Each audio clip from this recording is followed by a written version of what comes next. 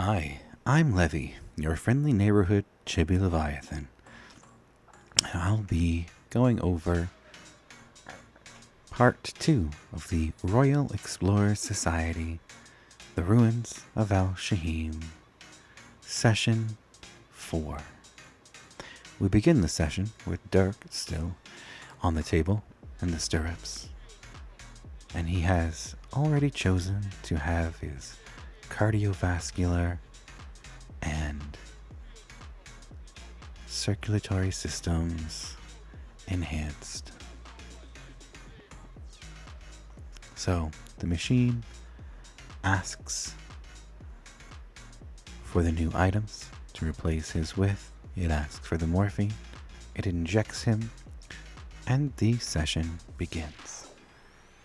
The rest of us, we're still in the elevator, slowly exit and start making our way over.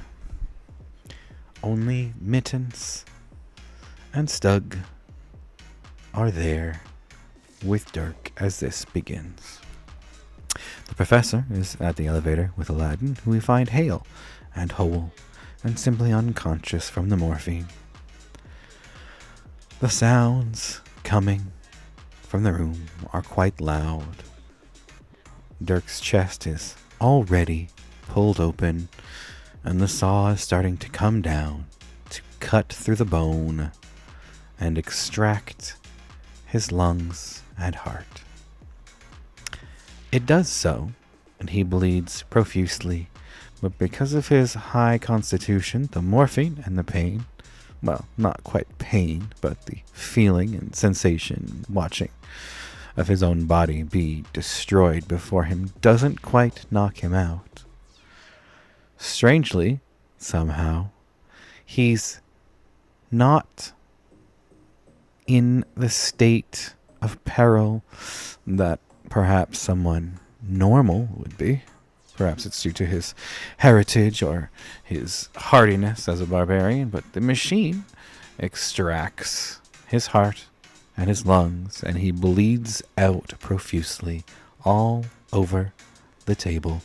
Stug does have to inject him with a few healing spells to keep him from rolling death saves and dying while the new metallic heart and lungs are installed.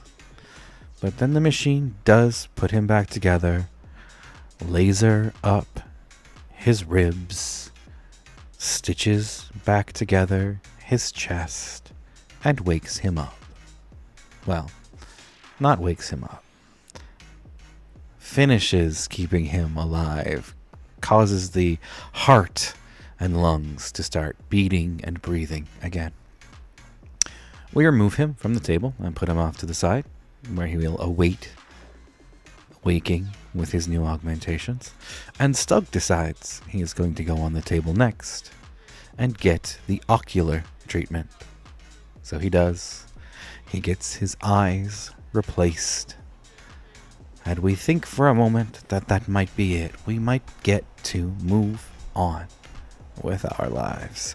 However, it is not. Mittens decides he's going to search around and finds a manual with more of the details about what these augmentations do. He finds a set of arms that he wants in the pamphlet, and they are fetched from storage. He gets on the table, and before he knows it, he's having his arms removed. Now, Mittens had spent some of the time in there licking the blood of Dirk off of his fur, since it had splattered over him during the operation.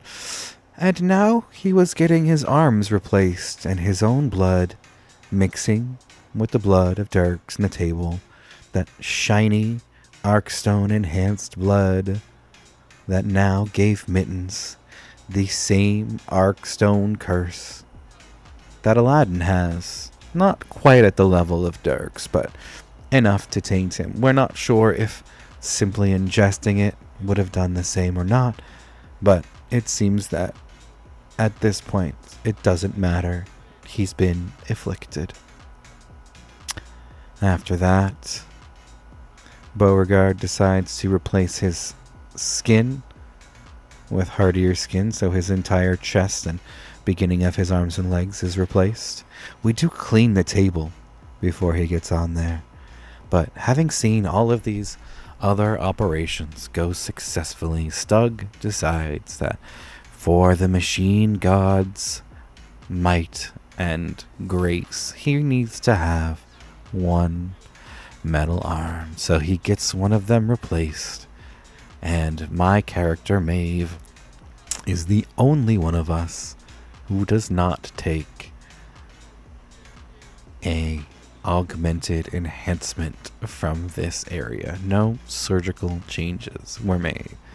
I did consider cosmetic changes simply for the characters' predilections with their journey of self-discovery. However, as a ranger, this seemed entirely unnatural, and so did not participate. We took the time to make sure everyone survived. Some spells were used. Most of Stug is consumed, and a few of Maeve's healings used on Stug to keep him from perishing on the actual table. We took them down the elevator with 2 trips, set up camp in the hallway there, barring the doors. Maeve had noticed during the operations that one of those little creatures that Dirk had captured in the last session actually came and took the heart, lungs, and eyes that were on the operating table that had been removed from Stug and Dirk. And then later that it had come back and retrieved the skin and arms of the other participants. She said nothing, assuming that perhaps these items were simply being disposed of or put into jars for future recipients. After we rested, the party rolled some checks to see if they would be able to shorten their recovery time. I believe only Beauregard was successful on one. Or perhaps Dirk, because it was Constitution. Anyways, no one received their boons quite yet, and they're all quite debilitated by the actions they took. We decide to explore the city, as there's no chance we're waiting around for several days for them to recover from these surgeries. We're here on a mission. As we exit the building, we do make a signal to the waiting party above at base camp and start to explore the city. There are many buildings, not as many as tall as the one we exited from, but a few that match near its height, the others being somewhere between, I believe it's like 10 to 30 stories-ish. We notice that on the way there are a lot of figures, a lot of automatons and statues and unmoving people, that the number of them seem to increase as we continue through the city, but we never catch them moving. Maeve decides that perhaps we're simply not seeing it and asks the group to wait a minute as she scouts ahead, finds herself a perch on one of the fire escapes of the building, and crouches down low, using her new magic cloak to hide herself, and waits for the party to come forward. Notices that, in fact, as they approach, they begin arguing about whether they should be acting more stealthy or where they should be going, just simply bantering far too loudly. And Maeve notices that as they do so, the figures all around them start to fill in behind to block their escape, start to move from the alleys towards them, and she takes out her longbow enhanced with arcstone and begins to fire. We spend a single round of combat fighting against the many figures that line the streets and barricade behind us. And as combat begins, there are some large figures as well that accompany them out of the alleyways, including some that seem to be floating and quite psionically charged. And that's where we end the session, in great peril awaiting next time.